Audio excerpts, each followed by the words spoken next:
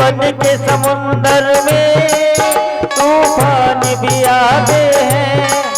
जीवन के समुंदर में तूफान भी आते हैं। जीवन के समुंदर में तूफान भी आते हैं। वो आप ही आएंगे, वो आप ही आएंगे, तुम इनको बचा करना। आप ही आएंगे, प्रभु इनको बचा।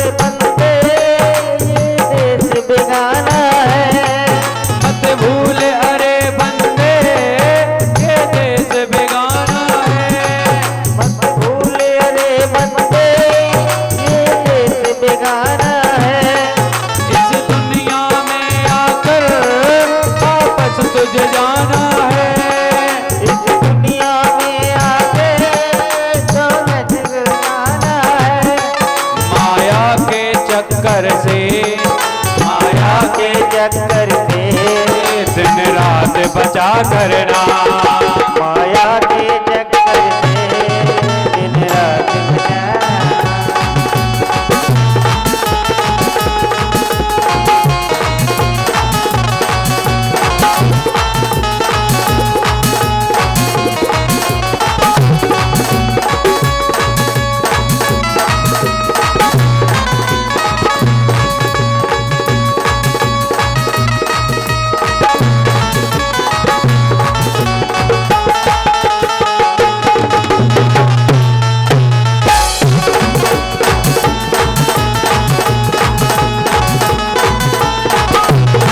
संसार के लोगों से आशा न किया करना। संसार के लोगों से आशा न किया करना। संसार के लोगों से आशा न किया करना। यहाँ कोई नहीं अपना, यहाँ कोई नहीं अपना, सिया राम जपा करना। यहाँ कोई नहीं अपना, जपा सिया राम जपा करना, सिया राम जपा करना, सिया राम जपा करना, सिया राम जपा। संसार के लोगों से आशा न किया करना। किसी से आशा मत रखो, आशा ही परमम दुखम। अगर दुख का कोई कारण है तो पिताजी आशा है। आपने पत्नी से बच्चों से आशा रखी है इसीलिए दुख है।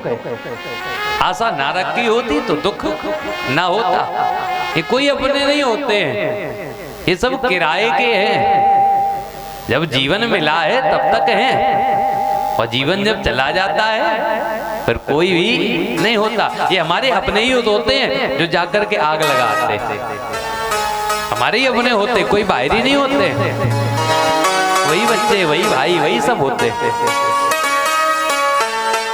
होते हैं जगत में मतलब के व्यवहार। जब तक गुटका जेब में और पीछे घूमे यार। जब तक आपके पास कुछ है तब तक आपके पीछे सब कुछ है, और आपके पास नहीं है तो फिर कुछ नहीं। सब मतलब की यारी है। सब यहीं छूट जानी है, कहीं कुछ नहीं है। गोकर्ण जी ने उपदेश दिए हैं, देस्तिमान रुधिरे अविमतिं त्वजत्वं जाया सुतादिषु सदा ममतां विमुञ्च पश्यानिशं जगदिदं क्षणभङ्गनिष्ठं वैराग्यरागरसिको भवभक्तिनिष्ठा। जाओ, अगर जंगल में जाना चाहते हो तो भगवान की भक्ति करो, भगवान की भक्ति में लगे रहो। ये संसार की मोह माया को त्यागो, इनके चक्कर में मत रहो कि कौन हमारे हैं कौन पराए हैं। कोई अपना नहीं है, जो कुछ है भगवान ही अपने हैं। आजाद देव को ज्ञानोपदेश दिए हैं, घर को छोड़ करके जंगल में गए और जंगल में जाकर के भागवत जी के 10वें स्कंद का पाठ किया है। पाठ कर करके भगवान के धाम को पहुंच जाते हैं। बड़ी भक्तवत्सल भगवान की। गोकर्ण जी ने देखा पिताजी जा चुके हैं। गोकर्ण जी भी वहां से चले गए, जंगल में जाकर भगवान का भजन करने लगे। ये धुंधकारी मैया से कहता है, मुझे धन दो, मुझे धन दो। मैया के पास जब तक धन था तब तक ये धन देती रही, और जब ये धन खत्म हो गया तो ये धुंधकारी अपनी मैया को मारने लगा। भागवत में तो वर्णन है कि ये धुंधकारी अपनी मैया को पैरों से मारता है, पैरों से लातों से कूटता है मैया को। मैया रुदन करती है।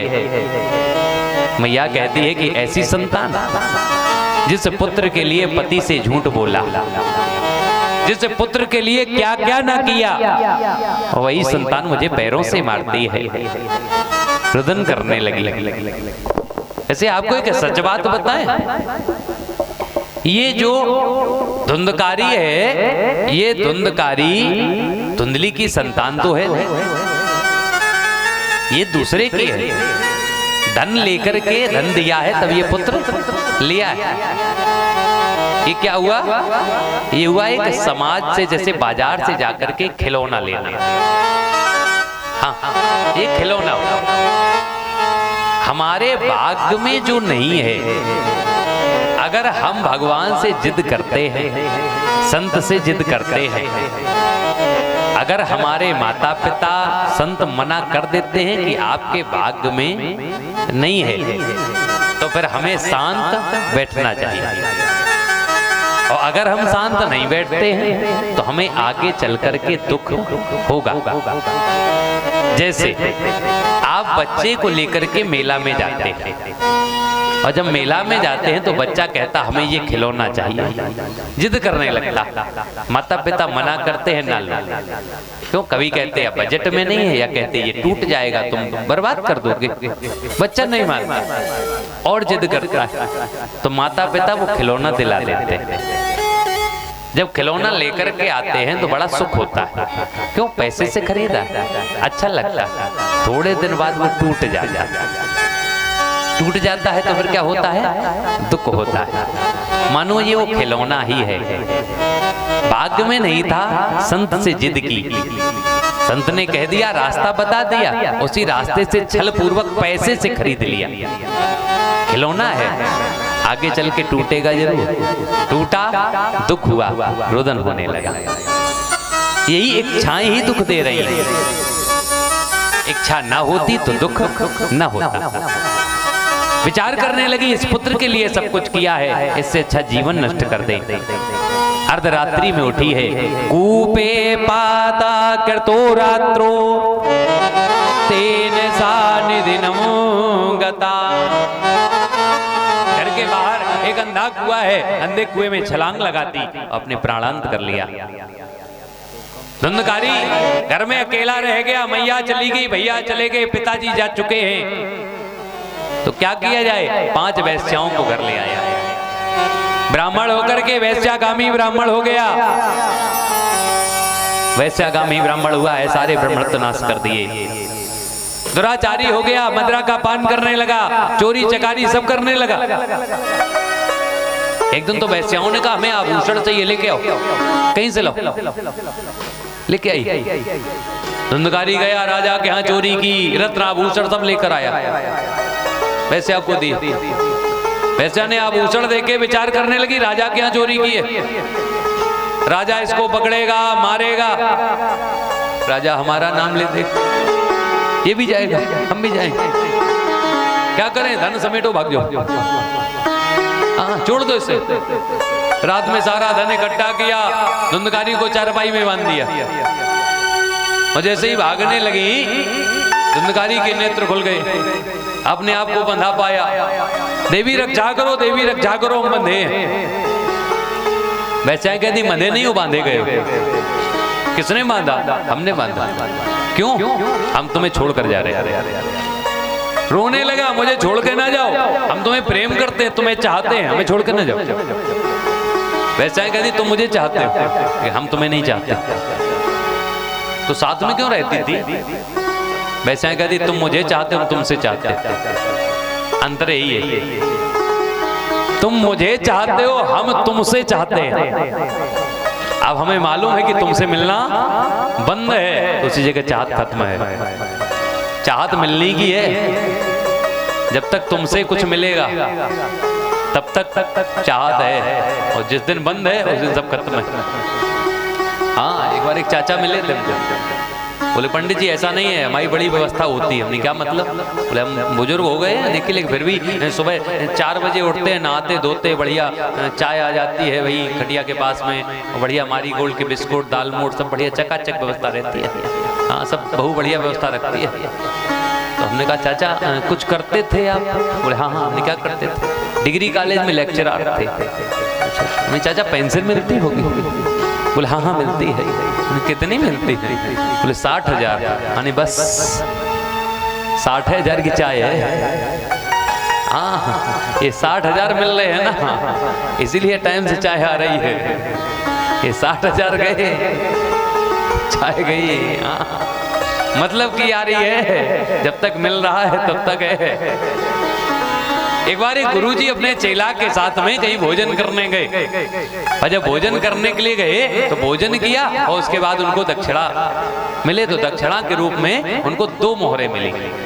2 मोहरे गुरुजी को, 2 मोहरे चेला को। जब 2-2 मोहरे मिल गई तो चले, पैदल आ रहे, उस जमाने की बात, नहर का किनारा। तो भाई जब गए थे तब खाली हाथ थे, आ रहे तो 2 मोहरे जेब में पड़ी है। जब चल रहे तो मोहरे आपस में टकराने लगी, आवाज होने लगी। गुरुजी ने सोचा जब आए थे तब कोई दिक्कत नहीं, जा रहे तो आवाज हो रही, खन्न खन्न की आवाज आई। चेला बोला गुरुजी आवाज आ रही है। आ तो रही, हमें लग रहा ऐसा तो नहीं है बियाबान जंगल है, सुनसान रास्ता, की डाकू तो नहीं पड़ गए? हाँ, हमारे पास 2 मोहरे हैं ना, उन 2 मोहरों के चक्कर में डाकू पड़ गए, उन्हें मालूम पड़ गया वो लूट ले हमको। चेला बोलो गुरुजी क्या करें? बोले भागो। गुरुजी भागने लगे, और जैसे ही भागने लगे तो इनके पैरों की आवाज इनको सुनाई पड़ने लगी।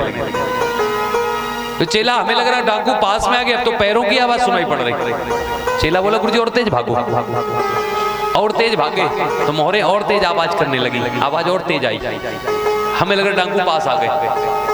गुरुजी ने सोचा अपने प्राण बचाओ, तो अपनी झोली के अंदर से मोहरे निकाली, चेला को पकड़ा दिया, तुम पकड़ो। चेला के बाद 2 थी, 4 हो गई, खुद की जेब खाली, भागने लगे।